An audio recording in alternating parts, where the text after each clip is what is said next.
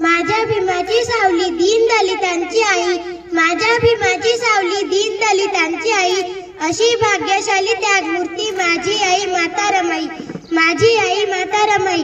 असे म्हटले जाते की प्रत्येक यशस्वी पुरुषाच्या यशाच्या मागे कोणत्याही एका स्त्रीचा सिंहाचा वाटा असतो.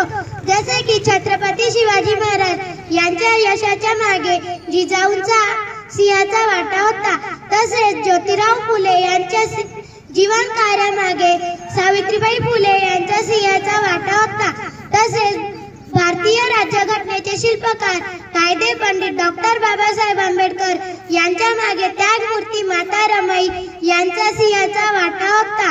त्यागमूर्ती माता रमाई या खूप कष्टाळू, मेहनती व प्रेमळ होत्या. त्यांनी आपल्या अपेक्षांना त्याग करून लाखो दीन दलितांच्या स्वाभिमानाची शिकवण देणाऱ्या माता रमाईंचा जन्म 7 फेब्रुवारी 1898 रोजी वनंद या गावी झाला. त्यांच्या वडिलांचे नाव भिकू व आईचे नाव रुक्मिणी असे होते. वयाच्या 9व्या वर्षी त्यांचा विवाह भीमरावांशी झाला.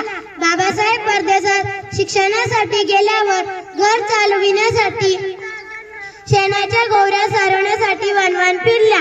बाबासाहेबांना खंबीर साथ देणाऱ्या रमाईंची प्राणज्योत 27 मे 1935 रोजी मावळली.